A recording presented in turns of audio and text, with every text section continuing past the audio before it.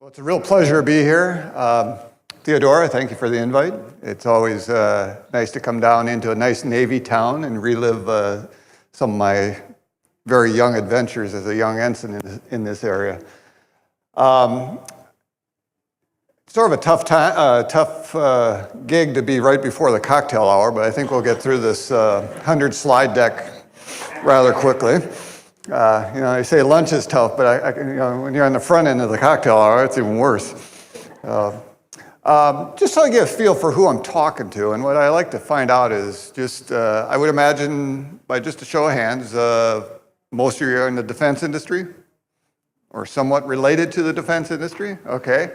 How many of you are exporters or work as exporters for those defense companies? Okay. I know they're more. I'm looking right at you. Don't even be that way. How many are like business development folks? Good. Okay, you business development folks, you know those export folks that are always getting in the way of trying to do business development? Listen to them. All right, they will save you a lot of money if you force them to do something that they shouldn't be doing. It costs a lot of money to do this business wrong, so that's a very important person in your business. All right, what we're going to talk about today is the DoD export license review process. We are not a regulatory agency within the export side of the business. That belongs to the State Department and the Commerce Department. The Department of Defense, though, is a staffing agency of your licenses. For the most part, every license either put into the Commerce Department or put into the State Department goes through the Department of Defense.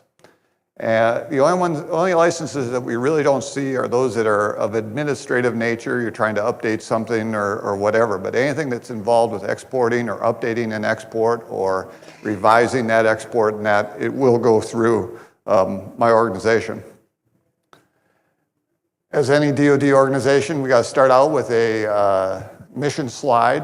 But I think the important thing I want to point out in this mission slide is that we really are interested in protecting U.S. national security. And that's the role of the DoD. I got 35 folks who are working for me roughly that every day, day in, day out, what they're trying to do is to make sure that when the U.S. warfighter has to go into a fight, it's going to be an uneven fight. And what I mean by that is that we're going to maintain the technological edge. Either that's going to be for our U.S. warfighter, or it's going to be at least for the U.S. warfighter and our very close friends and allies who work with us in an interoperability type of situation. And that's really the guiding principle that what we do at my organization. On the flip side of that, what's also important to us is that our domestic defense base, we want to protect that too, in the sense that we understand you guys are competitive in a world out there, and it's important for you folks to be able to compete internationally in the defense business, because there's a lot of folks out there that you are competing against. The reality, and I'll be quite frank with you, the reality is that for the most part, the U.S. defense industry is making the best stuff out there. I don't care what, I get the arguments all the time that, this stuff, I'm competing against these folks over here, but I will tell you from what my dealings are with many, many different foreign governments, and that is that they all want the U.S. defense products. And so, don't sell yourself short. You're producing a very good product, and people want it, and the international market wants it. Just a quick layout of how DTSA is set up, because we do a lot of different things, and I'm going to talk about one segment of what we do at DTSA, but we do have some interface with regards to when we do review your licenses, that we interface on other parts of the organization.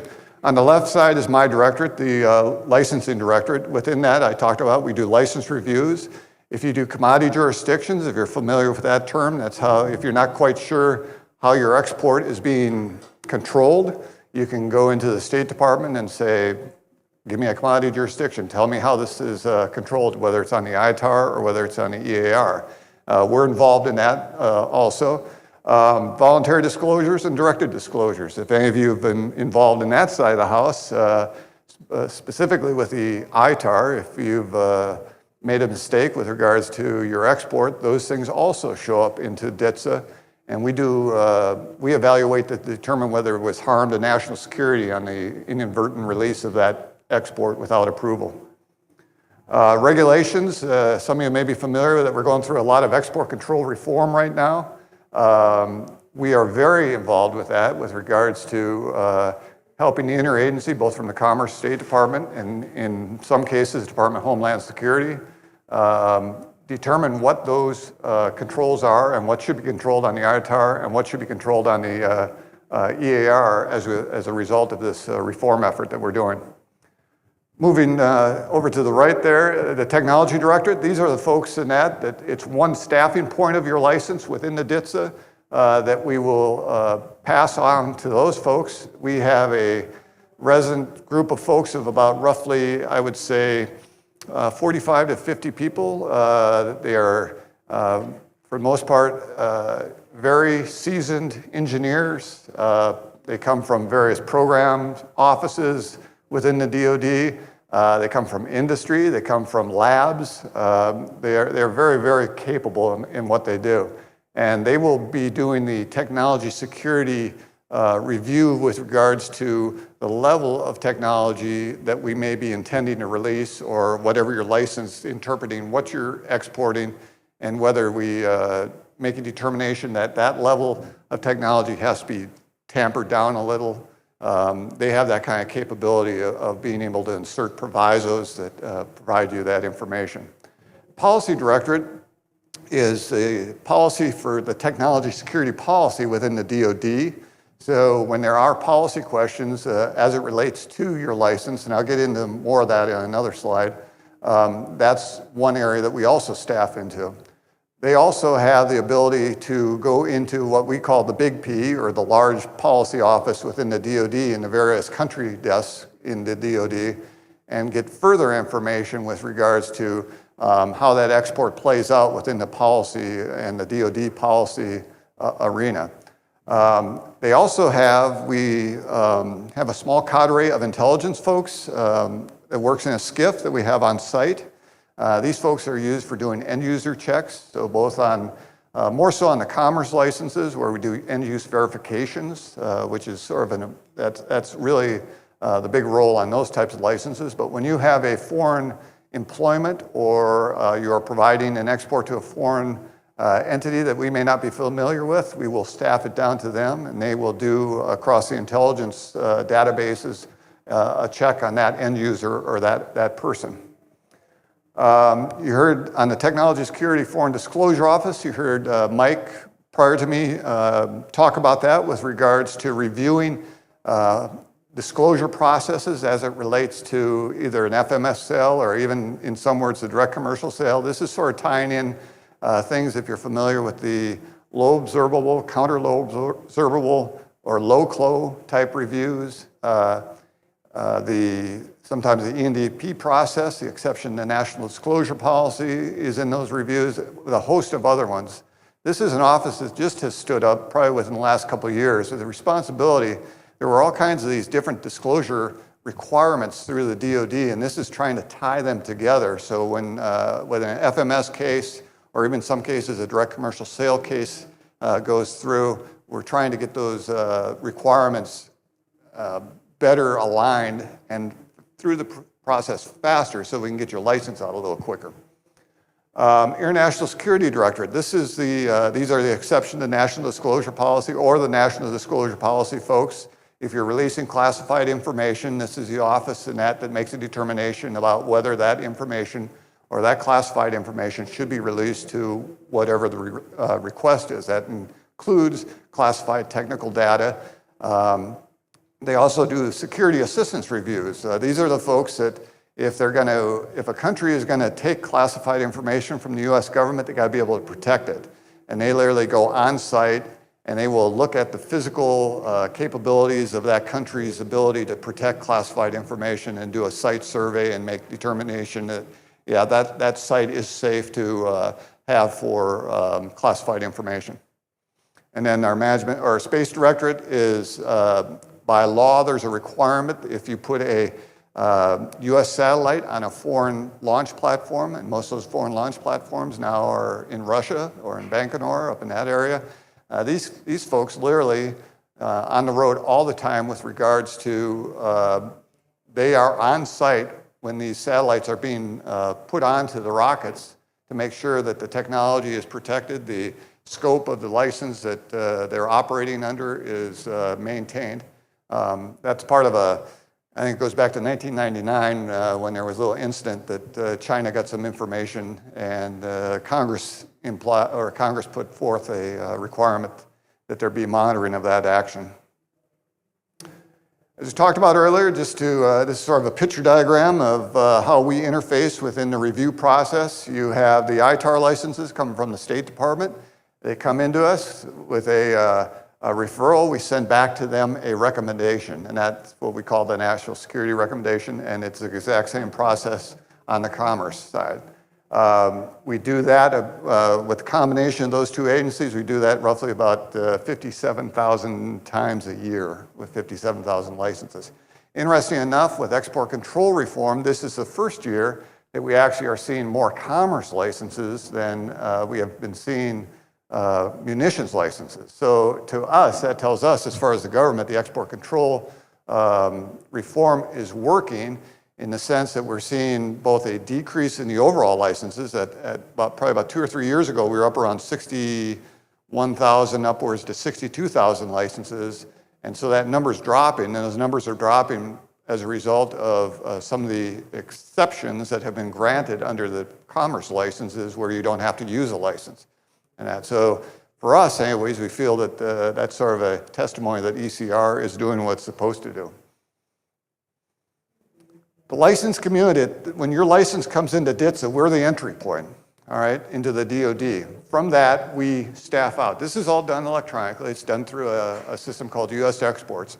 But these are the folks that will be looking at your license. Now, not everyone looks at every license in that. It gets staffed to the specific agencies in that have an interest, or just through experience that we know that they review those types of licenses. But the Air Force, Army, and the Navy offices that you see there are exactly the same offices that earlier, when those military offices that work through the FMS program, these are the same offices, all right? So they have both a role of FMS, and they have also the review of the direct commercial sales that we're reviewing under our licenses. In addition to those folks, we have a lot of other DoD organizations that we can reach out to. And to be quite honest with you, we can go to who we want to get an answer. And that's why I think we heard earlier, what kind of information should I put in the license? If you can direct me to the organization that you're working with on this case, or even and the name and the point of contact and those type of things, makes it a lot easier, makes it a lot more efficient, that your license gets to where it's got to go a lot sooner and gets your licenses back to you a lot quicker. The Joint Chiefs of Staff, I want to point out, is sort of a very important player in what I would call, when we get into a situation where maybe we're in a position that we're thinking of denying a license, or we're not real comfortable as a DoD releasing that information or that technology. The Joint Staff is an area that we sort of use as, as far as we're concerned, the COCOMs, or the Joint Staff, are the folks who are on the ground, the war fighters. And so if the technology, let's say a country wants something that we're contemplating denying, we find out from the COCOMs about whether indeed you want this in your area of responsibility or your AOR. Do you want this country to have this capability? And does it add to the interoperability of what you're doing, or no, that's totally against our strategy and we don't want to do that? And that's where we use those COCOMs to sort of do that final check to make sure that the technology as it's going into that country is something that they want and supports what they're doing in that area. And you see DSC up there, Mike's organization, when you have those hybrid cases, once again, important to identify. If you're doing a FMS hybrid with a DCS, and that's something that automatically then gets staffed to the DSCA, and DSCA becomes probably their review of that license and their position on that license becomes the weighted factor, or probably the most important position on that license. Ken, can I ask a question? You certainly may. In our earlier presentation, Mike Slack was talking about the involvement of the COCOMs in the FMS or building partner capacity areas. At the point in time a company is applying for a license and then you're going to the command to make sure it's a capability that they want within their AOR, shouldn't the command already know that this is going on? Like if that's the first the command is hearing of it, might they go, what's up with this? I mean, the company in theory would have been working with the command and the license process is not the first that the command is hearing of it, correct? Not necessarily. Companies out there have an incredible, you got the newest widget on the market. And you're hot to sell this thing, and you think you're ready to market this thing and sell it to whoever may want it. And if you haven't done your due diligence, if it's like I said, sometimes the technology is new. It's if we haven't seen it or haven't heard about this technology, it's probably going to stop at DTSA and it's going to be returned to you, and we're asking you to come talk to us. If we have seen it in other areas, let's say.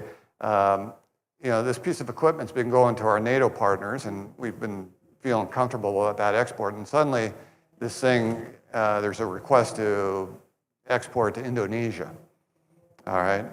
Now, if you have engaged, and this is what I get back to, if you have engaged the COCOM, okay, we need to know that in the license because that plays an important part.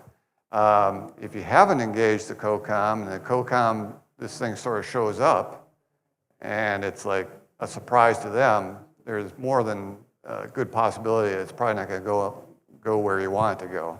So a little bit of pre-liaison and that with who you're trying to connect with always goes a long ways with regards to helping you sell things.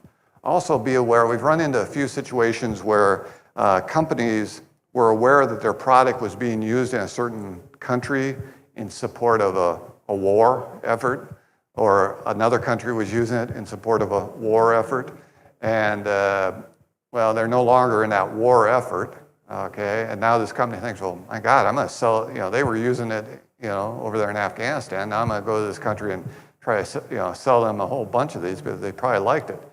Well, what you may find out is that there was an agreement that, yes, they were allowed to use that in a very special circumstance in support of a operation that they were doing with U.S. forces and that type of thing, and not necessarily your product is available for wholesale. So it just gets around to communication. It gets around to making sure when you're making those sales decisions and that you've coordinated them to the best of your ability. I realize you can't always, not everyone has access into the joint staff or into the COCOMs and that, but it does go a long ways with regards to your ability to get your license through the process if you've done that early liaison with some folks that have an idea what you're trying to do.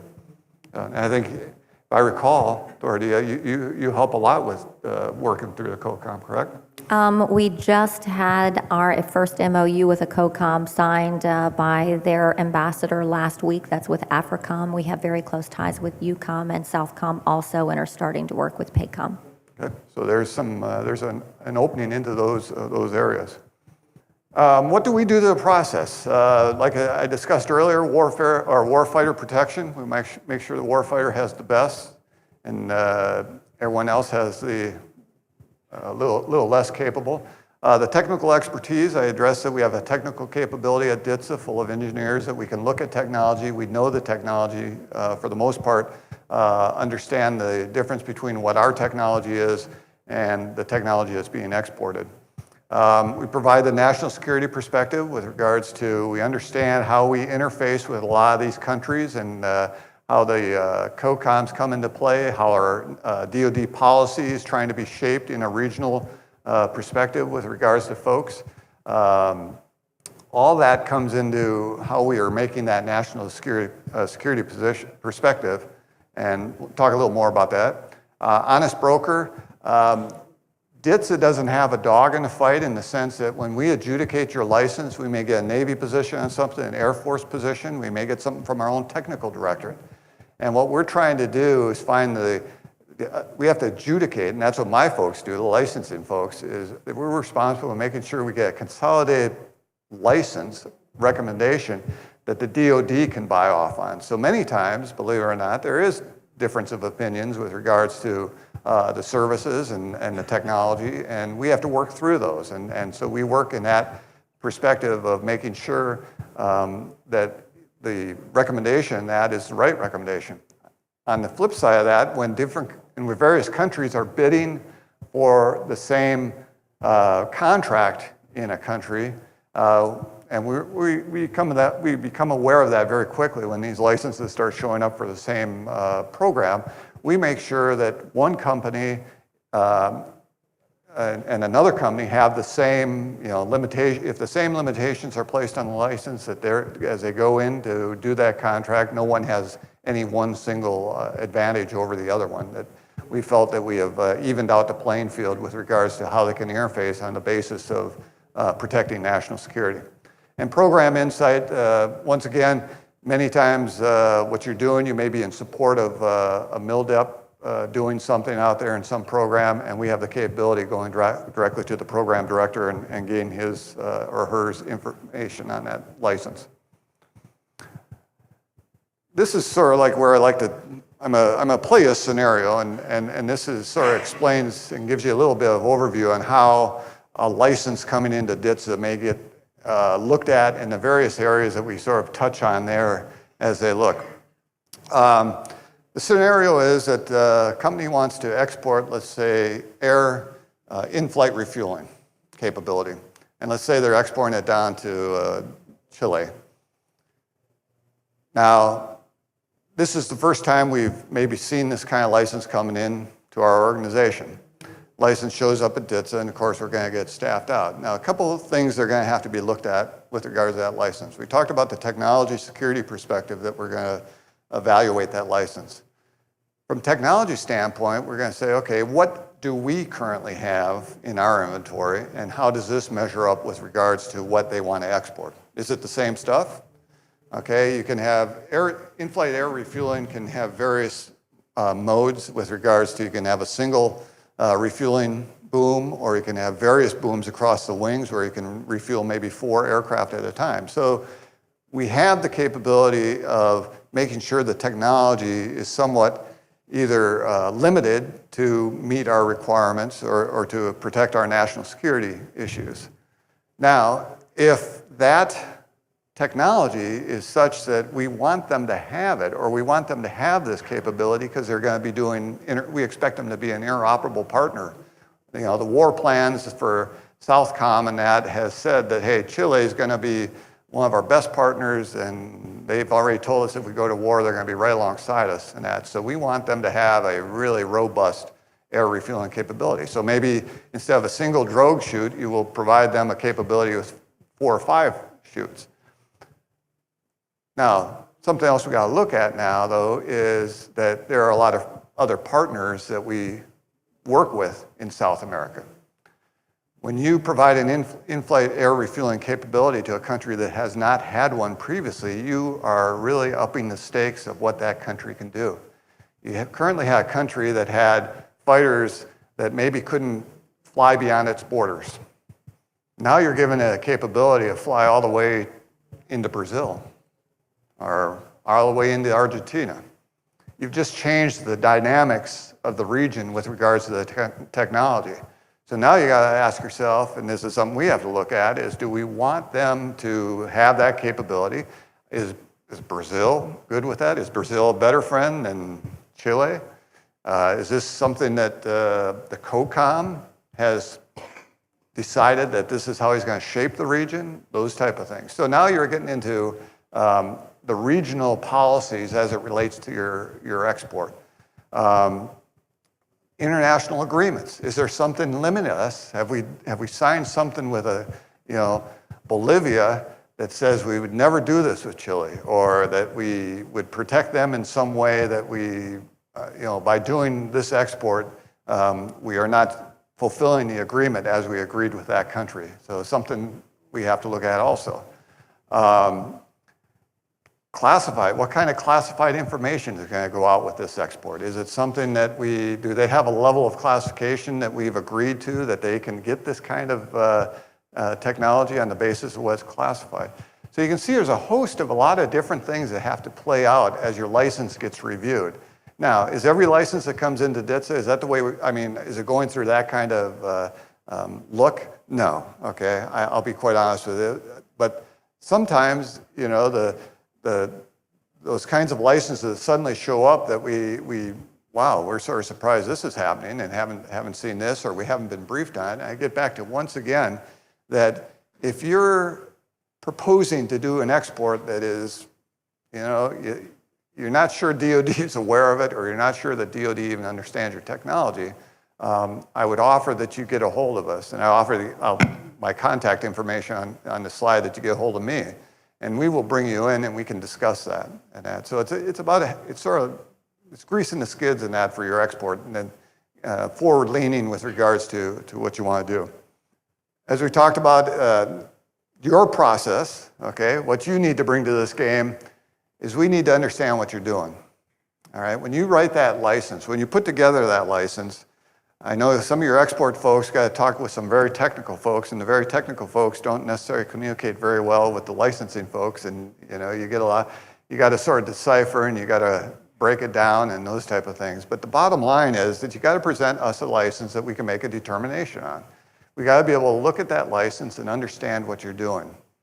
If you're not providing us the information in a very clear manner, all right, and what I like to speak to as a very gray, you're not being very clear about what you're doing, or you're not being very direct with what you're doing, those gray areas become very disconcerting for the DoD. And what may happen to your license at that point then is that we may start boxing you in. If we don't know what you're doing, if we don't understand what we're doing, or what you're doing in that license, I will tell you that you'll find that you'll have a lot of provisos on that license with regards to boxing you in, because what I'm trying to do is, I know what I don't want you to do, and so I'm going to make sure that I'm going to cut out those areas of your license and that I really don't want you messing around with or releasing to this particular end user. On the flip side of that, if you tell me what you're not going to do, it's just as important to tell me what you are doing and what you're not going to do. And where I recommend here is, if you've been doing a number of licenses and if you've been exporting a number of licenses, go back and look at your licenses. Look at those provisos. Ask yourself, okay, why'd that proviso show up? Oh, okay, they don't want me messing around with software source code. Okay. Does this license have software source code in it? Sure does.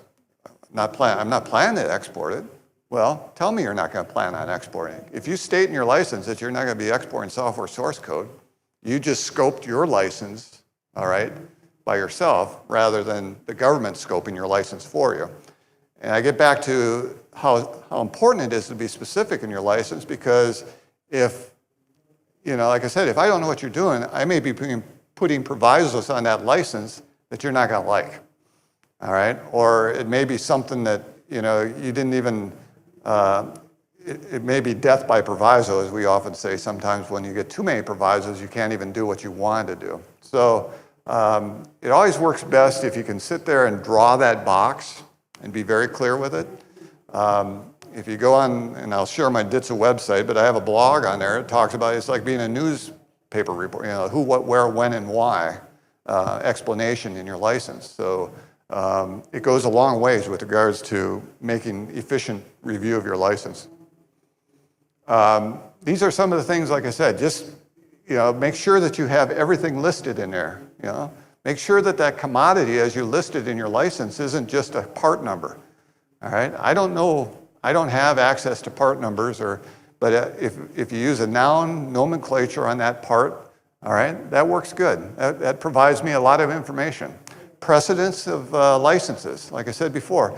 If you're doing something, or if you've done something previously, more importantly, if it's the exact same thing, and I'm going to be very direct here, if it's the exact same thing to the exact same end user, all right, state that, all right, because that will get your license through the process much, much quicker.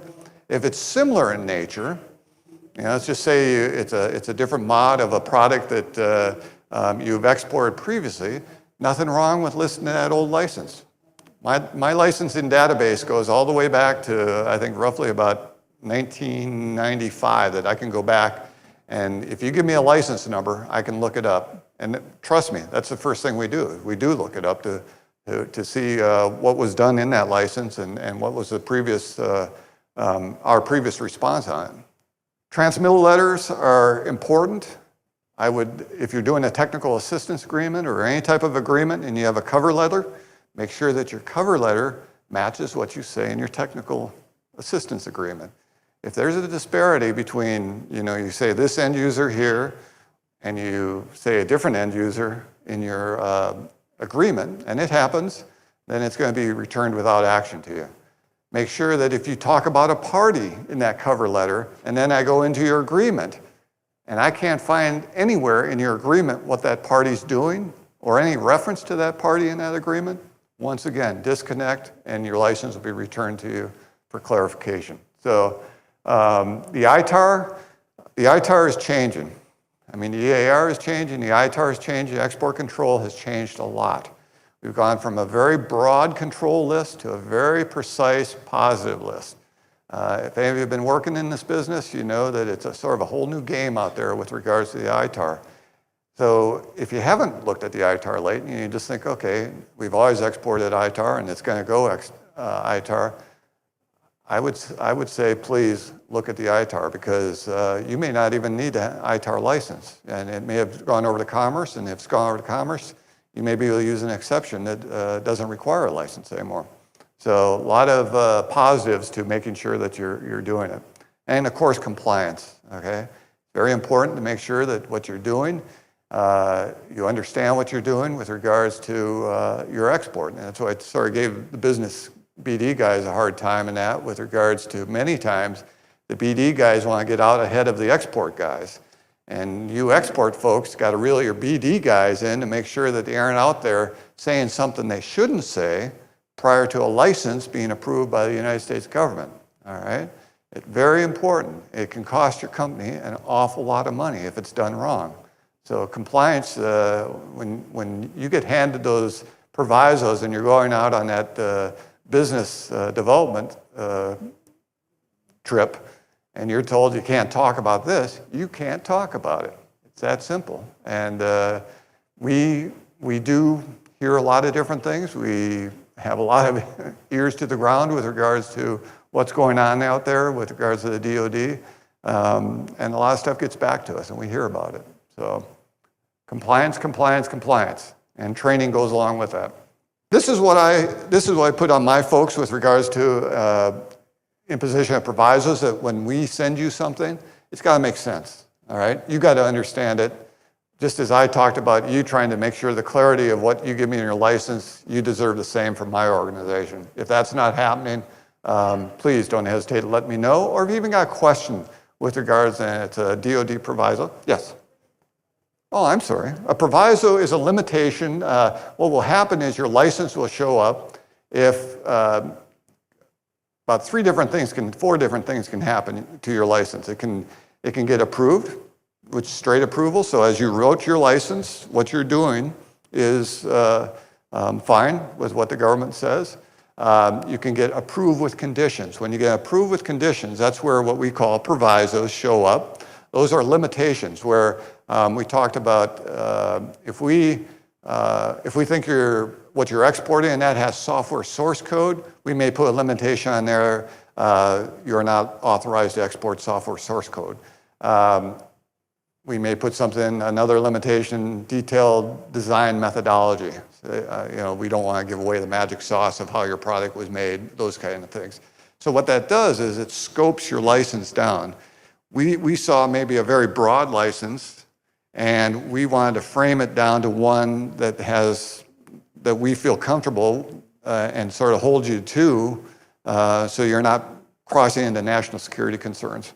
Or even sometimes State Department will put some that are foreign policy issues on your license, all right? And that's the compliance, I want to point out in the compliance too, is that when you give me a license and the scope of that license that you write, and on the basis of however I reply to it, if I give you straight approval or put conditions against that license, that's all you're authorized to export, all right? What you write in that license is what you can do in that license. Very important. And just because, you know, sometimes I've heard companies say, well, I didn't see the proviso on it, or I didn't see the normal proviso that you had on it, and it could have fallen into something like up here with regards to, on the basis of the way you wrote it, that proviso probably shouldn't have applied to it, and so we quit putting it on there. It didn't apply to that license. And then I'll get these calls like, well, I didn't get my proviso. And the reality is that you have to operate within the scope of what you've been given, all right? So that doesn't mean just because I can give you the proviso, you can go out and do it, all right? So be aware of that, compliance. Unnecessary provisos, talked about that.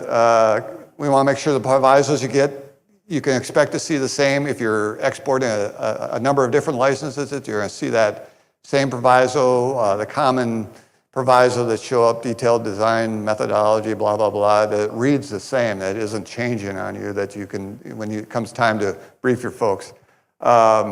Make sure that they're applied to the license properly. I don't want to put limitations on DSP-5 hardware export that really apply to a technical assistance agreement, all right? That's just sloppy government work that should never show up. And we want to make sure that we're focusing strictly on what you're trying to export, and that we're not trying to, we're not overreaching with our provisos with, well, they might do this. Well, they're not asking for that. And you know, that's, believe it or not, that's a lot of my folks have to sort of taper a lot of the DoD back with regards to, they like to play the what if game, but it may not necessarily be in your license. Avoiding provisos, RWAs, a lot of this we've talked about before. Just tell me what you're doing. Make sure it's clear. Make sure it's in you know, I can make sense of it. Previous proviso license, like I said, don't be afraid to use a proviso that I've given you on a previous license that it may apply to the license you're giving me. That just tells me you're doing good work and good compliance work with regards to understanding. Government POCs, just a little, you know, it's amazing how many government POCs that show up on licenses that you call, and we do call the offices and that, and you suddenly find out that, yep, Commander so-and-so left 8 years ago, and you know they've been cutting and pasting the same POC in there. So that goes a long ways with regards to getting your license process quick. If you got a good POC that I call them up in the government or I call them up in one of the services, and they go, yep, I'm aware of that. I know exactly what they're doing. We were expecting it. And okay, what, you know, what's any concerns? No, it's, you know, we've worked it out. Boom, your license gets processed through the system. Countries are not all created equal. It was interesting. I sat earlier today just to hear what was being said about China. As you can imagine, that's a very interesting country for the DoD. When you are exporting to some of these countries, I would say probably the best advice I can give you when you're exporting outside NATO, outside of, you know, and that includes, when I say NATO, I'm talking also Japan, Australia, and maybe South Korea to a little bit extent there. If you're exporting outside that, it's imperative to really be clear on what you're doing. All right, we're going to look at that license a lot closer than probably those NATO countries because we do have associations with them. We do have association with those governments. But when you start going outside of that arena, and that's something that we need to know about, and the justification of why you may be. You know, maybe you were connected with that country on a trade program or something to that effect. And that, don't be afraid to tell us and let us know that's where the connection's coming from, so we understand the whole picture of what you're trying to do with that country. Lastly, have someone read your license. It's probably the simplest thing to get your license through. Just have someone non-partial, someone just say, hey, just read this and tell me what it says to you. And if they read that and they shake their head and they say, I don't have a clue what you're doing here, then it's probably back to square one to get your license through the process. All right. that's the end of my presentation. If you have any questions, I ask that you come up. I guess they want to use the mic so everyone can hear, right behind you. We're going to let Ian start with the first question, and then we'll go to Mohammed after that, okay? All right. Thanks. Regarding provisos, if you right behind you, if you have several items that you're looking for on one license, let's say hypothetically, we're looking for an export license for 762 by 51, 556, and 50 BMG. And the 50 BMG is armor piercing, and we know that it might be a problem child. Would you suggest? All right, I guess the first question is, can you get that license back with a proviso saying absolutely no exportation of the 50 cal, but the 762 and 556 are approved, or should we separate those into separate licenses if we think there might be an issue? Normally, what I would ask is if you have a big laundry list, all right, of commodities and a big laundry list of end users, that you cut that down. Like I said, I think CMIN had a number of different licenses. The first one being take all the NATO countries and all the listing of the munitions and that you're going to be exporting to those in one license. And then I would say in your other license, all others. All right. We do cut out, if you don't have a long list like that, we do look at country as it opposed to the technology, and we will by proviso cut out specific countries. But when it gets, the thing I want to point out is when it gets the license gets so big, that you're trying to figure out, you got 18 different kinds of munitions against 30 different countries, you got to realize that there is difference between those countries and what they can get and what they can't get. And what you've just done is put the onus, a big onus, on the DoD with regards to going through every one of those and trying to, figure it out. And so if you can group like countries together, Middle East countries together, Asian Pacific countries together, NATO together, always works a lot easier, a lot better.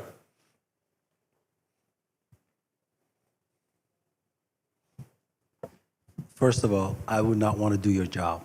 So you're doing a great job.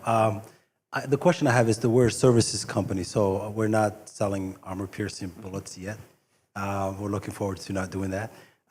So we're doing a lot of cybersecurity solutions. So those solutions are solutions that are COTS, off the shelf, that are available both in region and also here. Mm-hmm. And we also have the know-how.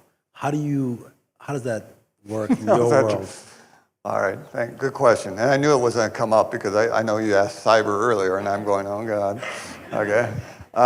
Let me just speak a little about what's going on with cyber in the government. We're trying to figure out how to control cyber.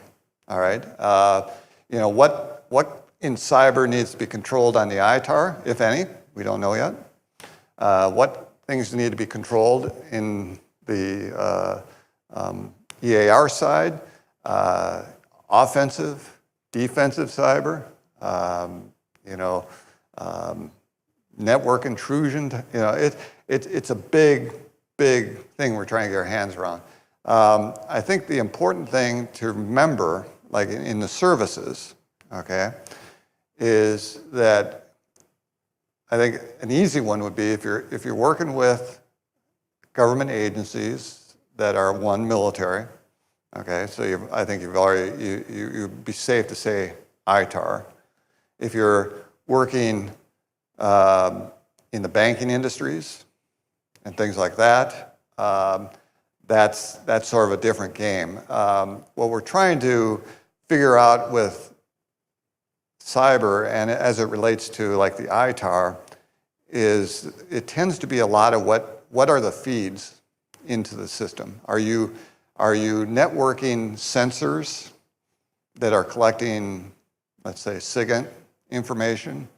Are you collecting EW information and putting it into a system? Are you crunching data that comes from those kinds of things? That, we believe, constitutes an ITAR control.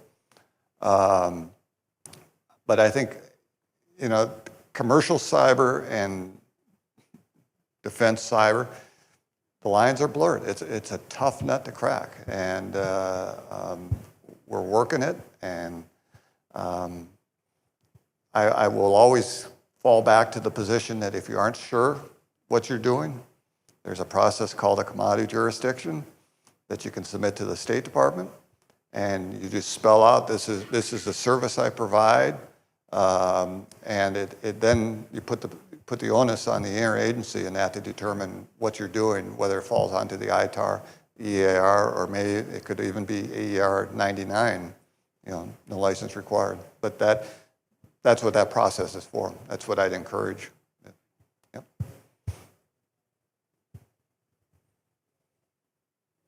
Thank you. I was just wondering, do you have a stated turnaround time when people put in a license? And the other question I have is, when should companies contact you? Just curious, what's... Okay.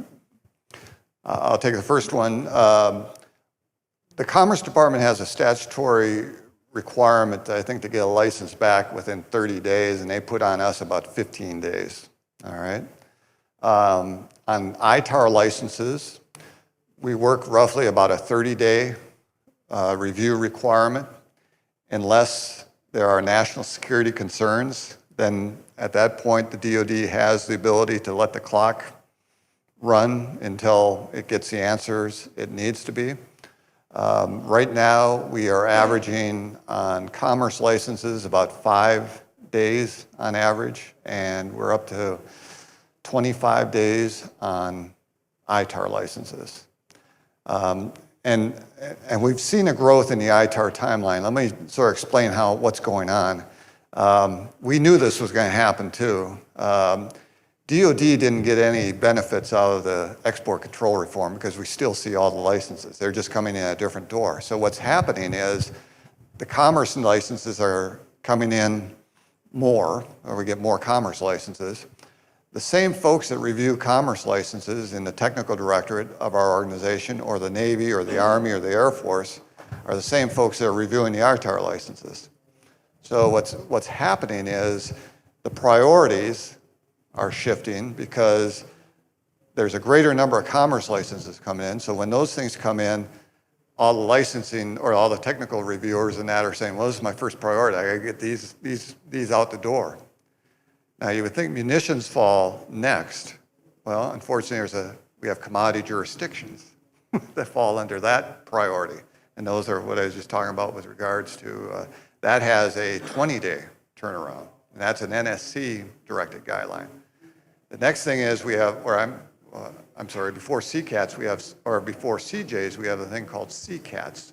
If you submit a request to the Commerce Department with regards to, you're not sure what ECCN or a control number in the EAR your product falls under, you can submit what's called a commodity classification something, but CCATs is what we call them. Those come into us, and those literally, we have a 5-day turnaround on those.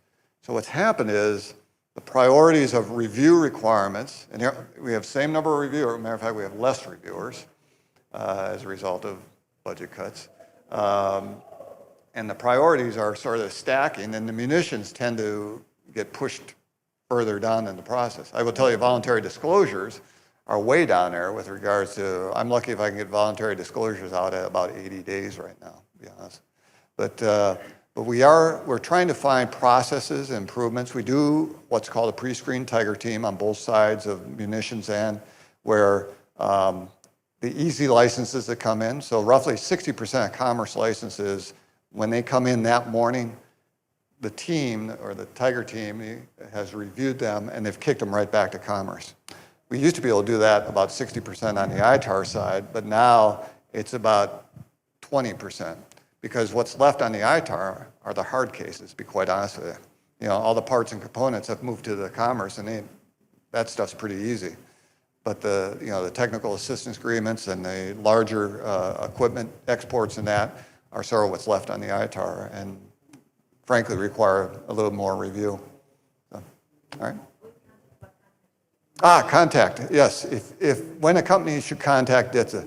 If you are exporting something brand new, okay, never been exported before or whatever, that's probably a good time to come in and talk to us. Okay, new technologies, new capabilities. We're always interested to hear what you're doing and what you're up to.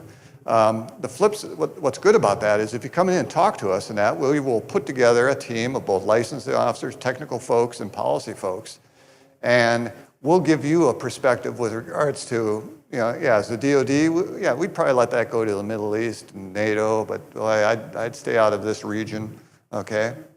So it gives you feedback with regards to what you're doing. If you have a situation where maybe DoD levied certain provisos on your license that sort of just,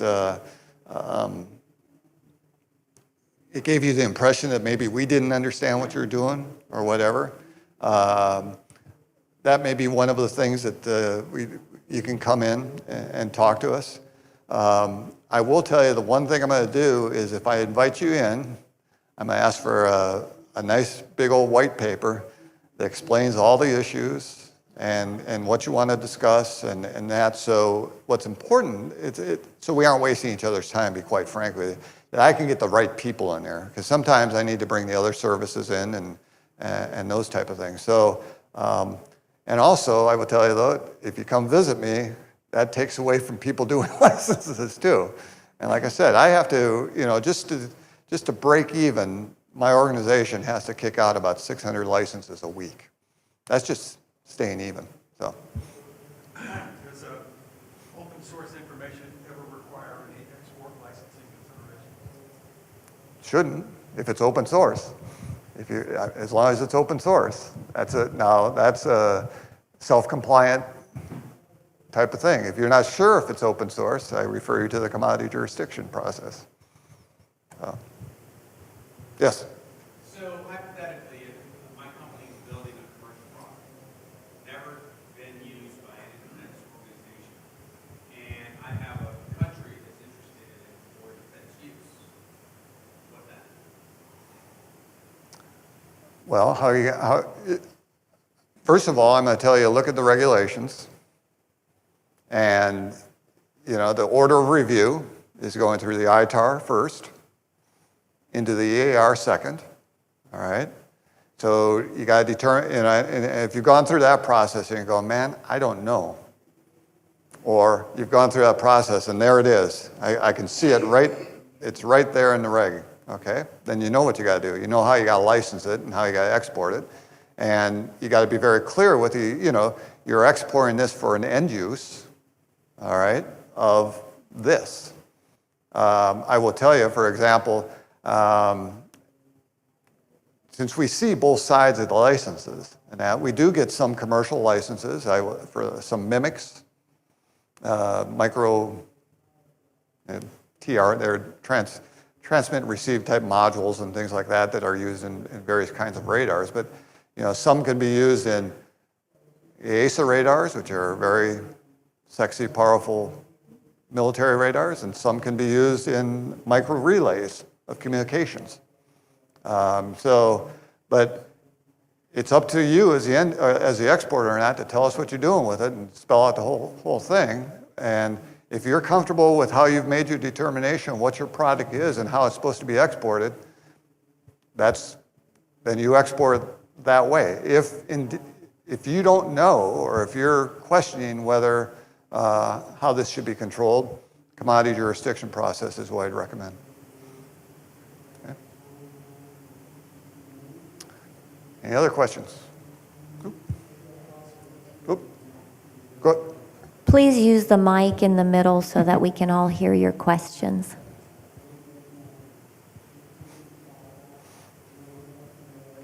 So if we have submitted something to the Department of Commerce, they have definitely come to you and blessed that EAR or the ECCN that they have issued to us?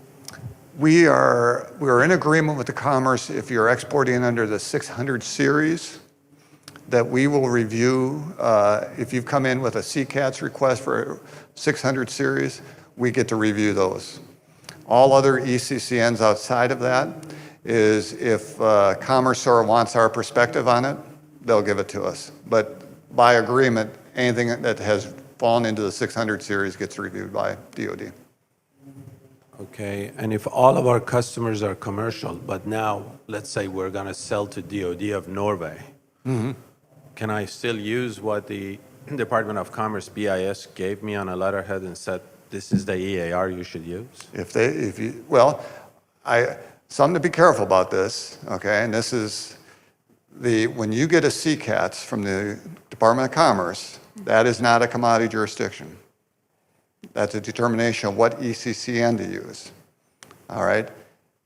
It's your responsibility as the exporter to go into the regulations and make sure that you are exporting correctly under the right regulatory authority, all right? By virtue of just getting a CCATS from the Commerce Department, you have not received an official determination of regulatory control. Understood. So if we don't understand the regulation, then we should write to your office or contact your office? State Department, to the State Department through what's called their commodity jurisdiction process. And it tells you how to do that in the ITAR. I think it's 120.4 in the ITAR. Okay, thank you very much. I deal with it quite a bit. But yeah, that's a common misnomer that people think, well, I have this thing from the Commerce Department. That's fine. If you feel comfortable with that, but it is not an official determination. If you're sort of a little squishy about whether you're comfortable with that with regards to how it's controlled and what regulatory agency is supposed to be controlling it, then a commodity jurisdiction provides you that official notification from the government.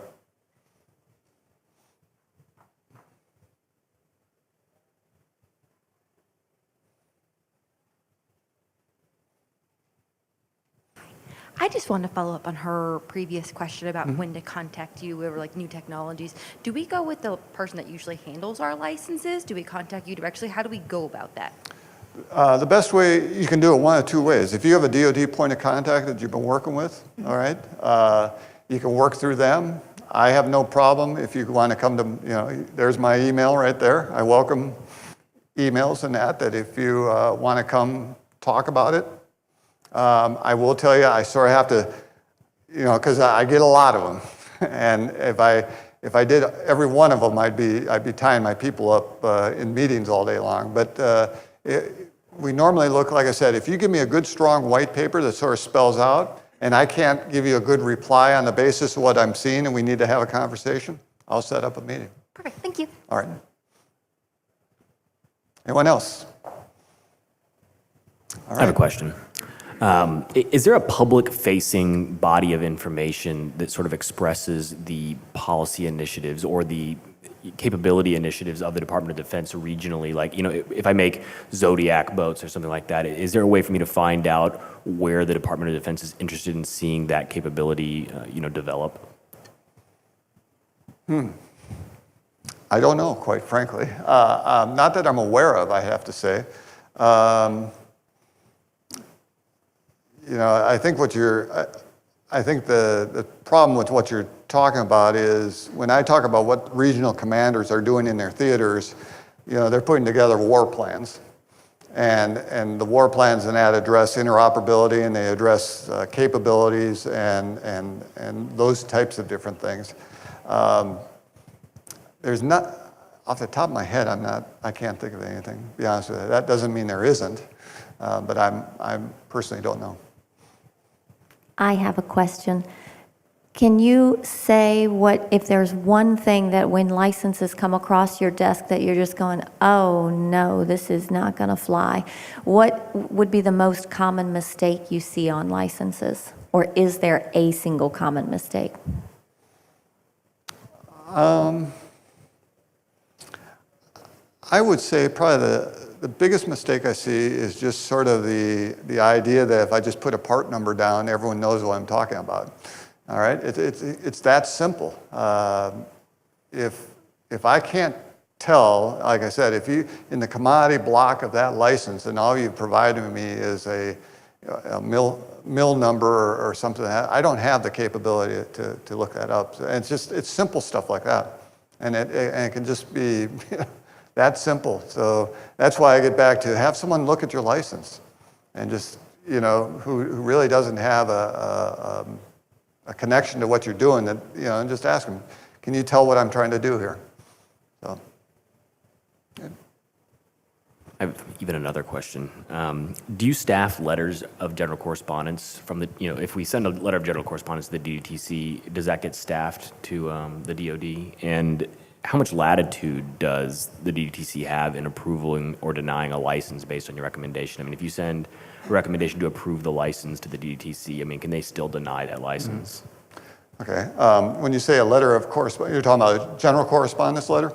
Yeah, we review those. Those are general correspondence and letters to the state, through the State Department, are advisory opinions that you can submit into the State Department. This is sort of another way of maybe feeling out how you can market your product with regards to, it's just simply a letter into the State Department saying, I'm thinking of exporting widgets such and such into country so-and-so, and I'm wondering whether that's a feasible thing that I can do. And those things do show up on our docket with regards to get staffed to us, and the way we answer those are, we give you, yeah, you can export it, but we're going to put these kinds of limitations on you. Or, no, we don't have any issues with what you're trying to do there. So, and the second part of your question was? I was asking about the latitude that they have in approving or denying the license. I would tell you that for the most part, the DoD position is supported by the State Department probably 98% of the time.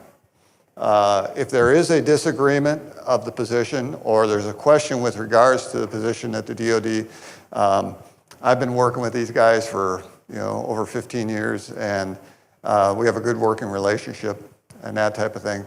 Probably what happens more often, believe it or not, is that we will provide a position of approve or approve with conditions, and the State Department has something in the regional aspect going on with the license that from a foreign policy perspective, and that's where the division is.